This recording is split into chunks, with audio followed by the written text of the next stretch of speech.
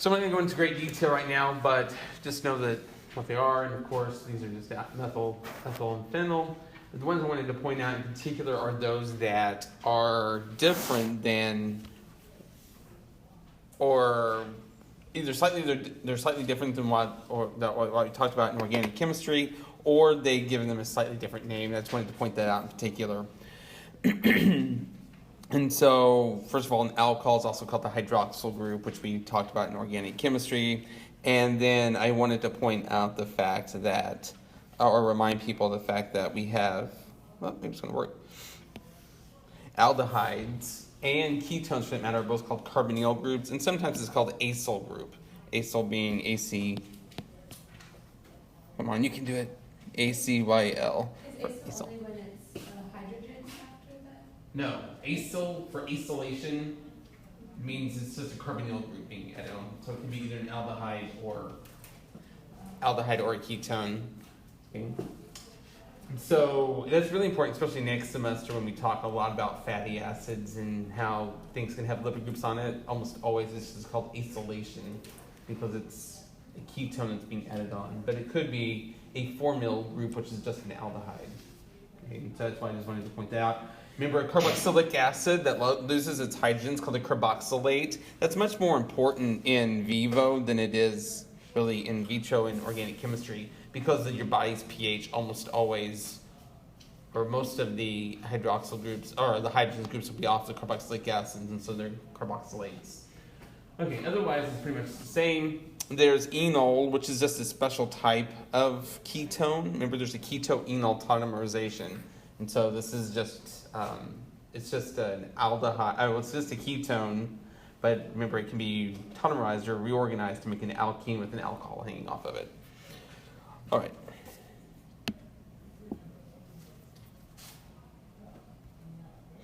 And then we have the nitrogen-containing groups, and in organic chemistry we didn't cover them as great a detail as they are in biochemistry. And so in particular, one thing is that an amine, a lot of times we also call it amino here, and an amide is an amido.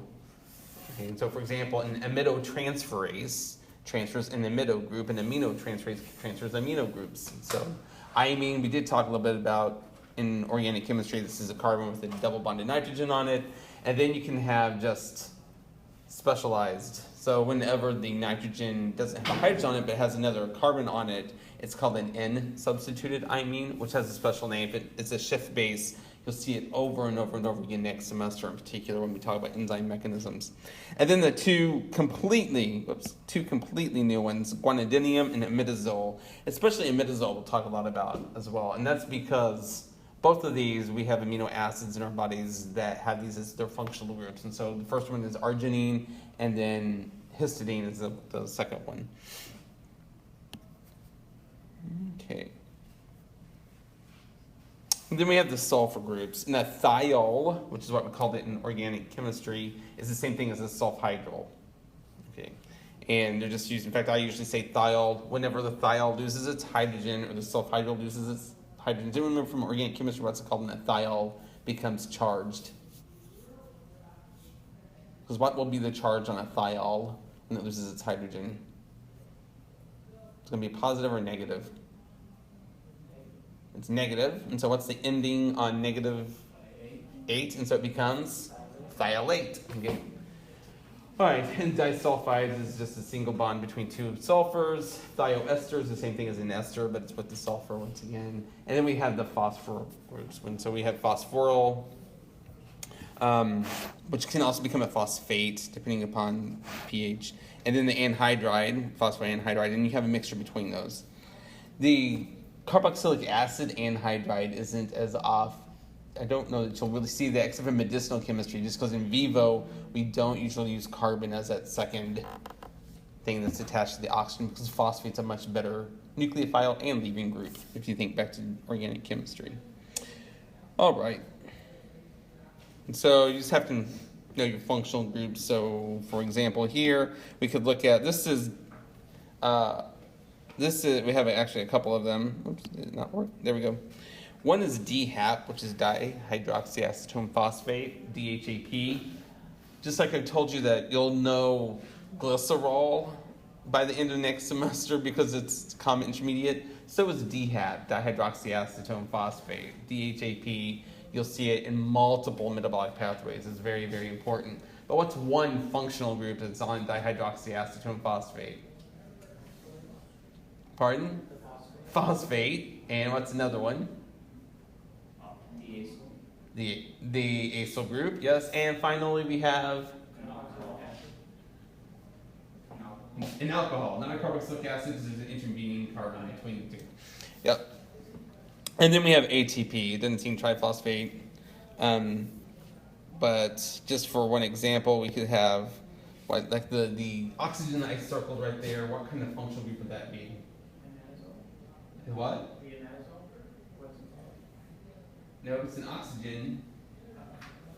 So think about it. Just simplify it. Don't get confused. It's an ether because it's an ROR group. It just looks a little funky because of the fact there's so much other stuff around it. But it's just an ether. Okay. And then you can even go more and more complex. You're going to see this one a lot next semester as well. I think we may talk a little bit about this semester when we talk about some of our enzymes. This is coenzyme A once it's been acetylated, so that's why it becomes acetyl-CoA. But everything except for the little acetyl group on the end, on the far left side, far left-hand side of what you're looking at, all the rest of that is coenzyme A. The only important part of it, I shouldn't say the only important part, the part that does the chemistry is just a little thiol. And so it either becomes a thioester or it's a free thiol. So we'll talk about the coenzymes and things like that in much greater detail later this semester, but especially next semester. All right, I'm not going to spend a lot of time on this just because other than this chapter, I don't think we've ever addressed again, but the whole origins of life, and you go over life origins and the idea of the Big Bang Theory, you can talk about the relative age of the universe, so on and so forth. But in reality, there are certain elements that are much higher concentrations than others throughout the entire universe, but even here in vivo. And so it talks a little bit about those like hydrogen, helium, lithium are the most simple. Of course, now hydrogen is the most abundant, but you also have carbon, oxygen, nitrogen, zinc, too much smaller. And so this is just what this is trying to show, some of the relative abundance. So hydrogen is the most abundant element in the universe, carbon, nitrogen, oxygen. This makes sense because those are the ones that make up organic compounds and biological compounds. But we also have some of the metals that are important. And I think that this puts everything backwards from, it was originally made in an older version of PowerPoint, and somehow it got all the animations switched. All right. And so biomolecules is just a term that we use a lot in this class, and it just means those that are biologically relevant. And so you can have the inorganic molecules like water or carbon dioxide and how things come together to make much larger molecules out there. Okay, and so we have things such as proteins, nucleic acids, polysaccharides. This should all be just a common review. Oh, come on, don't. Where did I put the clicker? I think it does it faster. Like I said, it put it all backwards. So, all right. And a polymer is just means something that's come together, many parts, many units. So for polymer, the ending mer just means, that's why a monomer means a single unit, dimer would be 2 units together, tetramer would be 4, so on and so forth. So what are some of the monomers or building blocks of these different things? So what's the building block of a protein? Amino acids. The building block of like DNA and RNA are nucleotides, nucleic acids, nucleotides, and for the polysaccharide, what would be its building block?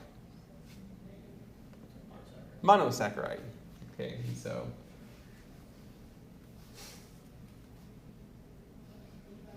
oh, you've got to be thinking this is going to be a lot of fun. All right, so let's start with, once again, yes, I know you have access to the PowerPoints, but you got to try to answer the questions without looking at it in advance. But so, what about lipids? What's the building block of a lipid? I mean, does it have a single building block? No, not really. I mean, because lipids are much more broad category than these. And so if we started off with triglycerides, then you could say, oh, it's a fatty acid. But if you say something like retinoic acid, it's an isoprene unit, and so that's why you don't usually see these down here unless they give you a specific type of lipid, because it's not something from because cholesterol. If you look at cholesterol, it's so much different than if you look at oleic acid. Okay, so at this point, you should already understand how you can go from even though it's kind of a reductionist view, you can go from something so on the small scale and build up to where it's on a much more organized scale within the cell.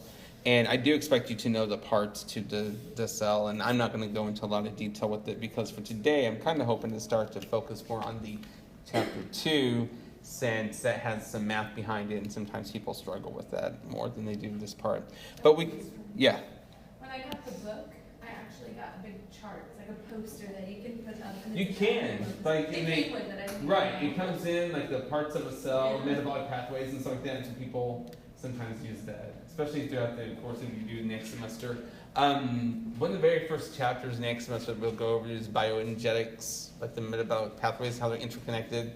And it's just amazing how much stuff goes on in one cell, and you can see all the different parts. And I usually put the fear of God into people and say, by the end of this, you should be able to, follow along. And at the end of the semester, we always review everything that we've covered, and it's this massive amount. But yes, no, you do. You get the big chart of the cell and the different parts. But we can see the monomeric units, and for example, we already know nucleotides make DNA. DNA can then go to make chromatin. Chromatin then, of course, would be located. And so where is DNA located? Where's one of the locations? Nucleus. Where's the other one? Mitochondria. For humans. Mitochondria. Okay. And so, yes. And amino acids make proteins. Proteins then go on to lots of different places. I don't know why they only showed it in the membrane, because it's not just the membrane. There are lots of different places, and so on and so forth. The sugars. Of course, in this picture, what are we missing? What do we not have? Humans. Pardon? They're showing something here. Like if I showed you the cell, I would expect you to know that it's not human. It has, because does this one have the vacuole? I can't tell. But it does have something. What does it show that we don't have? Cell wall. Why don't we have a cell wall? What do we have instead? We just have the plasma membrane. I shouldn't say it's just the plasma membrane.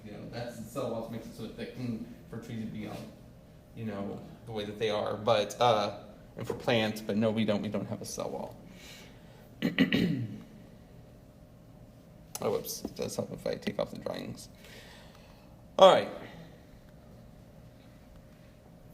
So I usually, like I said, you don't have the answers to this, but this is sort of which came first, the chicken or the egg. And so, and it's a big, actually for years and years, there's a big argument or debate. It's like, what was the first biomolecule? Some would say, yes, it started all with hydrogen, quite possibly, but what's the first biomolecule? And so the whole idea is which came first, maybe proteins versus nucleic acids, and then also, if you say does anyone know what's the debate? Which one wins out? Which do they think came first in the big scheme thing, a protein or a nucleic acid? No nucleic acid. And then with the nucleic acids, they break it down. So what was the simplest of the nucleic acids? Which one came first, most likely? Does anyone know that by any chance? They say most likely it's RNA. And so the reason why is because of the fact that you can imagine that proteins are highly specified. DNA is inert, and RNA actually can have catalytic activity, and so that's why they now say that, at least in the evolutionary theory side of things, that RNA was most likely at this level of biomolecules would be the first. Like that would be the chicken versus the egg argument. The egg, the chicken, and so Adam. But it's kind of faith integration of sorts. All right, but there are still remnants of RNAs around that are catalytically active. In fact, that's why I worked on one of them whenever I was at Duke Medical School and the University of Michigan Medical School. that becomes this whole idea of, it's called the RNA world hypothesis. And so there are RNAs that are capable of doing their own replication. And so some viruses still do this. And so the whole idea was that their RNA is more flexible than DNA is more rigid. Of course, as we'll debate later on, there's a reason why DNA is more rigid, why that's important. There are reasons why RNA is more flexible, why that's important, and so on and so forth. Okay, so DNA later on became the primary genetic material. RNA is just, I shouldn't say just, but it has other processes that it's important for. Now there are some retroviruses and stuff that utilize RNA for their genetic material or work backwards with reverse transcriptase, but for the most part we're talking about the RNA world.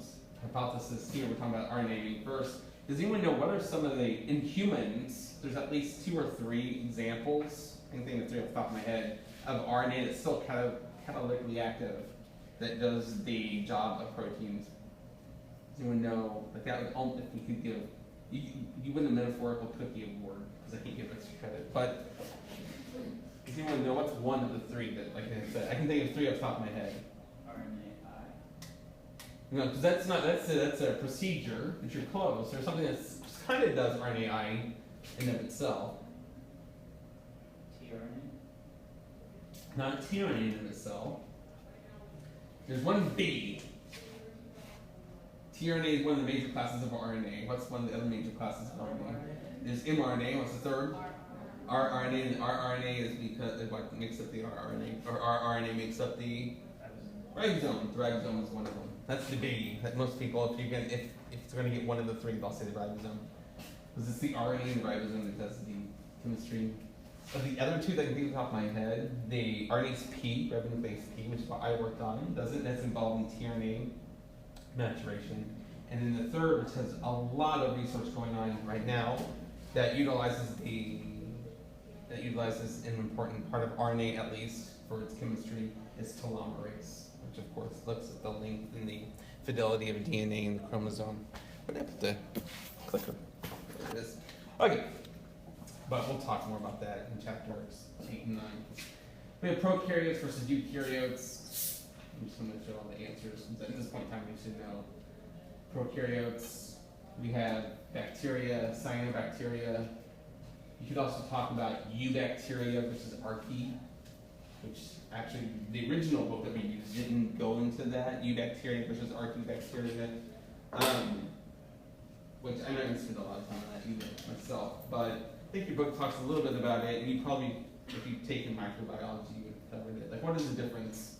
What is eubacteria, eubacteria versus like just broadly, versus an archaebacteria? Like the archaebacteria are those that are like supposed to be the ancient ones.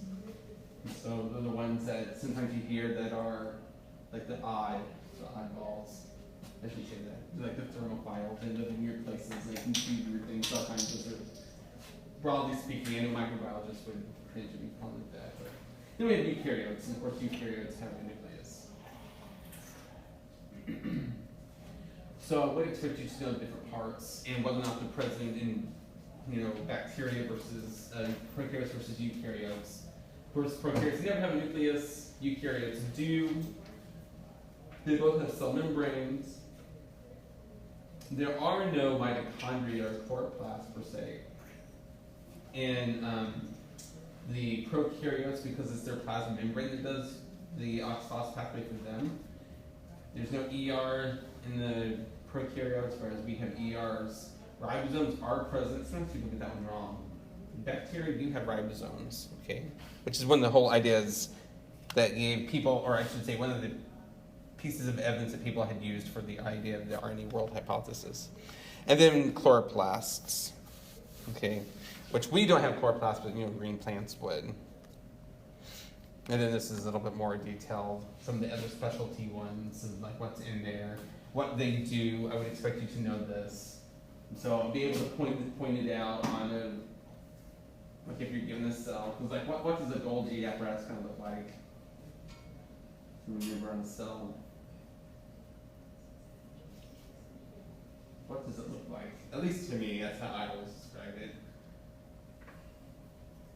Sure, that someone could draw with a Golgi. Bunch of stuff stacked together. Yes. To me, it's like pancakes. Yeah. Little flapjacks. You know, food. So, but now I wouldn't have you.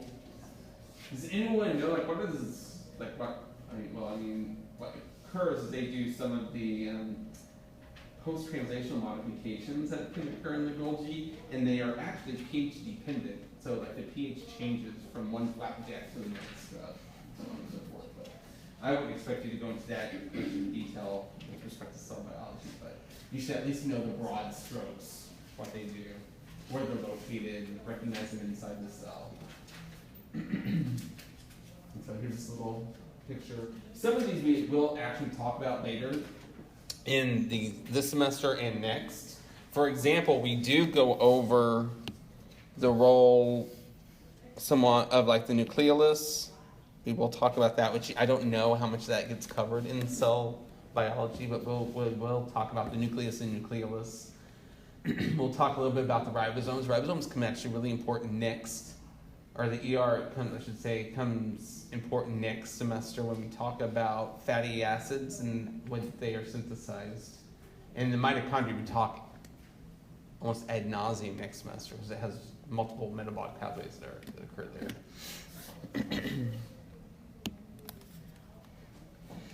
All right. And so, as I mentioned before, the ancient ones kind of sounds like a, I don't know, fantasy novel. And I don't like sci-fi, so, but you know, you can make up your own one too. That helps remember the archaic ones, the true ones, and then those of us who have superseded. And so, if you're into that. And these are just some of the examples, which once again, I won't ask you, okay, Methanococcus genacei falls under, no, I wouldn't do that. I would expect you to know that humans and yeast, like yeast is Escherichia, and that we're eukaryotes, and E. coli is a bacterium, and so things like that. But I wouldn't ask you to differentiate between these. That's microbiology. I'm actually not going to even go through this because we'll go with that later on. Okay. TP. So one thing that, a couple terms that we'll play into for next chapter and definitely later this semester as well as next are inorganic and exergonic and the use of free energy. Of course, in order for a reaction to occur spontaneously, what must delta G be? Negative. That's why it's kind of showing you here. You know, positive means it's inorganic. You have to put something into the system for it to occur. It's negative. It's spontaneous. Has nothing to do with how quickly. It may take a zillion years, but it's spontaneously happening. It's just, you know, really, really slow. Whereas, if it's what is it if delta G is equal to 0? That can happen. Something could happen or it won't happen. I mean, what is a specific term? It's equilibrium. So the forward and the reverse are going at the same rate, so it appears static. It could still be dynamic, but it's at equilibrium. And so this is just to show you an example of, this is one specific example that we're going to go over. This is the enzyme hexokinase. It's the first step of glycolysis. We're going to go over it next semester in general, but it's just to show you how what you can do is, in order for something overall that would not be spontaneous, you can actually get it to occur in vivo by doing what's called coupling. They couple that reaction to something that will give off even more energy whenever it happens, and so therefore you get energy off overall. So that's what this is trying to show here. And so, for example, to add or remove phosphate just from, or to, for example, to add a phosphate to glucose, which is just blood sugar, it's not spontaneous. Okay, it takes a lot of energy to take inorganic phosphate. That's what that PI stands for. The little I stands for inorganic phosphate. Stick it on glucose. Inorganic phosphate by itself is actually perfectly happy. Has lots. You can draw it on your own from Gen Chem. It has lots and lots of resonance structures. It's happy. Why would it want to get stuck onto glucose? It's all ball and chain. So what they do is you couple that to the hydrolysis of ATP. Okay, so when ATP comes along, you break it apart, you get lots and lots of energy out of it. So whenever you put these two reactions together, you actually get more energy out of the system altogether. So you can almost think about it as, just like in finances, sometimes sometimes people can think of money. So you have to put a little bit of energy in, put a little bit of money into the system, and you get a much better bang for your buck, and so you make money afterwards. And so that's what the delta G3 overall is. So ATP, for the most part, is like your energetic currency that's used. Is ATP the most energetically favorable biomolecule in your body? Like, is that like you get the most energy from ATP? When we're talking about small molecules, not like that. Obviously, if we're talking, ATP versus the potential energy for like a fatty acid for stored fats would be huge. But ATP versus any other small molecule, it's actually not. Okay, it's on the higher end, like higher 2/3. But there's one called PEP, which I think is kind of ironic. But it's phosphoenolpyruvate, and that's one of the highest, if not the highest, of the small molecules. But if you think about it, in order for you to get it to work, you have to make ATP in order for you to get it to work. If it was too high, it would take too much energy to make it before you could break it down. And so that's why PEP is actually used to help make ATP. And so there are ways around it with enzymes and stuff. But you don't use the one that's the most energetically favorable. You use one of the best, but not the absolute best. Whoops. All right, so an enzyme is just a biological catalyst. We have one whole chapter, I think it's chapter 6, which we go into great detail. This is what your project is on, and if you haven't done so already, you think about your topic, because remember, it's first come, first serve. You just send me a Google Doc, and in real time, once I read it, obviously, then I can actually respond back to it and let you know, rather than having to upload and download and deal with my file. Okay? So, but there are certain terms that we'll use later on, like caloric efficiency, the activity, the turnover, and things like that, which have to do specifically with enzymes. But are all enzymes proteins? In vivo? No. Okay. So the vast majority, like if you had to just take a guess, then you can say, it's probably a protein that does it. But as we already mentioned, the ribosome is not a protein. Well, it has protein subunits, but that's not what does the chemistry. RNase P, those are both RNAs. Telomerase has an RNA component that has to do with chemistry. DNA in of itself does not have catalytic activity in vivo. Now, there have been scientists that have manipulated it in order to try to give it some catalytic activity, but it's not biologically relevant. And then there are lots of viruses and retroviruses and stuff that utilize nucleic RNA in particular to do catalytic activities as well. It's like self-splicing that occurs. That's RNA based. It's not protein based.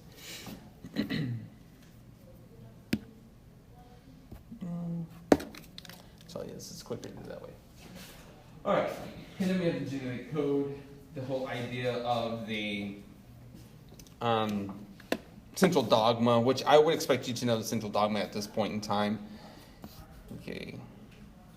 Let's see, I'm trying to remember. There we go. So central dogma states we have DNA. Okay.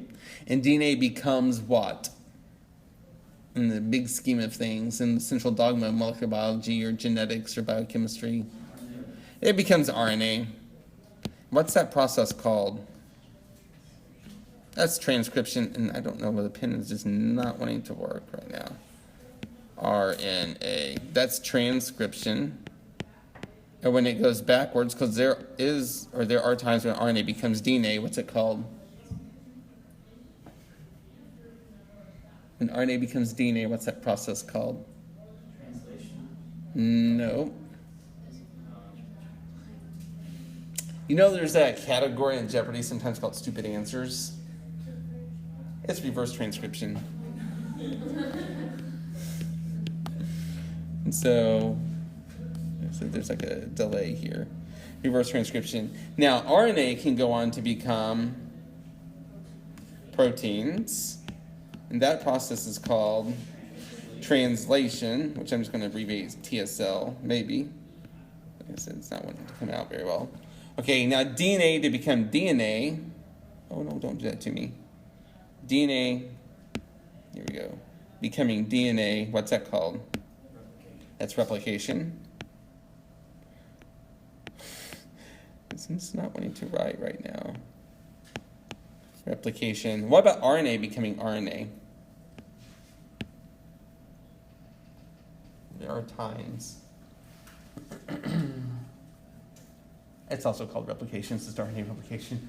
All right, so that's just kind of a tricky thing. And of course, then ultimately, proteins are utilized to make DNA, and so on. It goes on and on and on. But I would expect you to know at least DNA replication, transcription, reverse transcription, and translation. We don't. I used to have if the very end of your book, like chapters 25 on or whatever, because there's really your book is made up into 3 sections. One is what's our biochemistry 1, which has to do with biomolecules in particular. Towards the end, we'll talk about cell signaling. Then part 2 is metabolic pathways, which will be a biochem 2. And then the third part, which is like the last 3 chapters or so, really it's almost where, I haven't checked the most recent edition, but it's where they go into great details at the interchange between biochemistry, cell and molecular genetics. So they go into great detail concerning transcription factors and the biochemistry behind it and all that kind of stuff. Okay. All right. So then, this is very important. It's very simplified here, but we have, I would expect you to know the terms catabolic and anabolic. So, what do catabolic reactions do? They break things down, and anabolic will bring them together. So I always think about anabolic and add, because they add things, break things down. They go sort of A. And catabolic and cut, and they break things down. So typically, we're talking about things that are larger molecules becoming smaller ones. And then the small things being built back up. And like I said, that's 90% or more of next semester where we go over all these different things. And you'll see the common intermediates. These are the common cofactors. And so those include NADH, NADPH, which is NADP, NAD, ATP, ADP, DHAP is one, glycerol. Some of these that you'll see over and over and over again where they play an interchange there. So those are common intermediates. Okay. All right. And so, let me pause this for the moment. This is the biology portion. Okay, which they always give it some type of, Miss America kind of thing about water, the solvent of life, or something like that, maybe you should say. But we are water-based. You should know that at this point in time. Okay. So here, this is really important in the sense that we have water, and you should know what water is. It's H2O. And then we have this idea, what do these little symbols here indicate? First of all, what letter is that? That's a delta. Okay, so yes, it's a little delta. And what does that indicate there between the oxygen versus the hydrogen? It's not a full charge, but it's a partial. Just like the little delta, in math. I don't know if you've started to put things together. Hopefully you can see where math and science relate. This means a little change, like derivatives. It's sort of like that. So it's just a small change in the electron potential, where this is more negative and the hydrogen is less negative. And so, because the reason being that oxygen is more electronegative than hydrogen. So it doesn't share the electron density equally with the hydrogen. Okay? And this one doesn't go over it, but it's shaped. What's the shape of this molecule? What's it called? Someone said that, I think, but they didn't say very much. Is it? It's bent. Okay. So the molecular shape is called a bent. Now, if they talk about the electron domains, does have 4 electron domains because there are 2 sets of lone pair electrons there. But it's not true, and so sometimes they'll say the electron domain is tetrahedral, but in reality the shape is not, because remember, if they are lone pair electrons, they take up more space, and so they push the 2 hydrogens close together, so it's bent. And so, alright. Maybe did I start to draw on it? Oh yeah, I did draw on it. Forgot. And so this is the whole idea of electronegativity. Remember, it's just that there are certain atoms, or atoms just in general, that really like their electrons. I would expect you to know that fluorine is the most electronegative, followed closely by oxygen. We don't naturally have fluorine in our body, typically, so we don't usually have to worry about that, but we do have oxygen and sulfur and nitrogen. I would expect you don't memorize the device scale, like what the actual numbers are.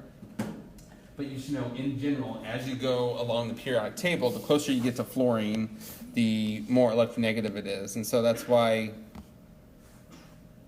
that's our periodic table. Then, as you go this direction, diagonally, it's going to become more and more electronegative. Okay? With fluorine being the most electronegative. Mm-hmm. If you don't want to entertain this question, that's fine. But why is fluoride something that's put in toothpaste and water where it's not naturally in our body? I've heard debates both ways, like why fluoride is good and bad. Well, no, I mean, fluoride is good in the sense it's because it kills off bacteria. So bacteria, because it's not naturally occurring for bacteria either, so bacteria can't utilize it, so it kills off bacteria. But then if we're drinking fluoride, like in the water, versus like brushing our teeth with it, is that bad? No, not the kind that's been fluorinated water that's mostly natural. It's been fluorinated water in the sense that it's been treated. They also use the fluorine to treat water, so you put it in your toothpaste because it's going to help strengthen the teeth, and it also can help strengthen the hydroxyapatite, which is why it's used to build your teeth. But they put it in water to help kill out bacteria. It's like chlorine, chlorinated water. But where it's bad is in the vast majority of the world, it's fine. But there are places in the world where it has too much fluorine. And then if you have too much fluorine, that's when it becomes bad. And so then you can have hyperfluorosis and things like that. And there are places in the United States that do that. And typically, there have been some debates on why. Because there's fluorine that naturally occurs like in the environment. And so they don't know if maybe it's because it's already being leached into the water there, and then it can fluorinate in addition to that. And not every place fluorinates their water. Okay, some places irradiate it instead of. So fluorine was added originally years ago to water to help with teeth, and it had drastic changes and decrease in the number of cavities that people had. But some places, in order to kill out bacteria to sanitize their water, they use other things. They irradiate it, or they do something else instead. Okay. So that's kind of like many things. There's both good and bad. If you have too much or too little of many things, you can throw it out at whack. Like there was one professor at Michigan had this big sign up about trying to ban dihydrogen monoxide. Talked about all these horrible things that it could happen. And you get some people that just really didn't understand. They didn't put 2 and 2 together. That's water. Of course, you have too much water, you're gonna die. So, but that was just the point. It's really sad when they're in college and they're like, no, maybe when you're first starting, but this is in the chemistry department. So, all right, I don't expect the Pauling scale and all that kind of stuff. But in general, what we do in broad generalities is that we say carbon and hydrogen, there's not that big of a difference in order for that to be a polar bond. Okay, because it's roughly 0.3 to 0.4 difference. And same thing with carbon and nitrogen, it's just nitrogen is slightly more electronegative than carbon. But once you get oxygen in there, then it's much more electronegative, so it does replicate the electron density away. Okay, and so those are and sulfur is going to be less than the others. Those are the elements that you see the most in biochemistry. Dr. Bates, are you saying the 0.3 to 0.4 difference, it has to be for there to be a partial charge? It has to be greater than that. And so what we say is that carbons and hydrogens share electrons roughly equally. Yes, carbon will have just a slightly bit more, but not enough for it to be polar. And so that's usually when we talk about something being polar or nonpolar, it's got to be something greater than that difference between the carbon and the hydrogen. And so And, well, I mean, we don't ever have to worry about this, but inorganic chemists talk about boron and hydrogen because they're about the same. But in vivo, we only see hydrogen, carbon, nitrogen, oxygen, sulfur, and phosphorus, really. There are other ones that are other elements that are important, but you just don't see them very often. Okay.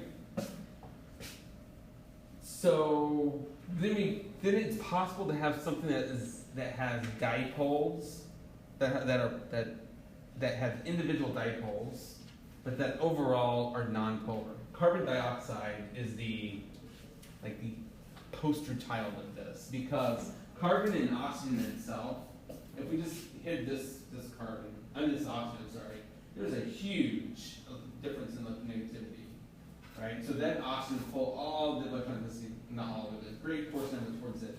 However, there's another one that pulls the same direction, so it's like a tug of war, and they perfectly balance each other out. When there's that perfect balance, overall, it's nonpolar. That's why carbon dioxide is nonpolar molecule. It has individual dipole moments, but they add up, and this is physics. You have a ray going one direction and a ray of same amplitude going the other direction, then they're going to cancel each other out.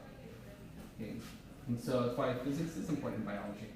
But, so that's why overall it's nonpolar. This is also the reason why whenever you open your soda, you hear that psh. It's because you have an aqueous polar environment, it's nonpolar, it's going to want to escape. So that's the reason why the more often you open your soda, the more and more it escapes, and the more flat your drink will become too, by the way. So that's why it is possible. We don't see this as much as we talk about it in Gen Chem, but just wanted to let you know that it does occur. All right, so I'm going to go ahead and end class right here, and I'll go ahead and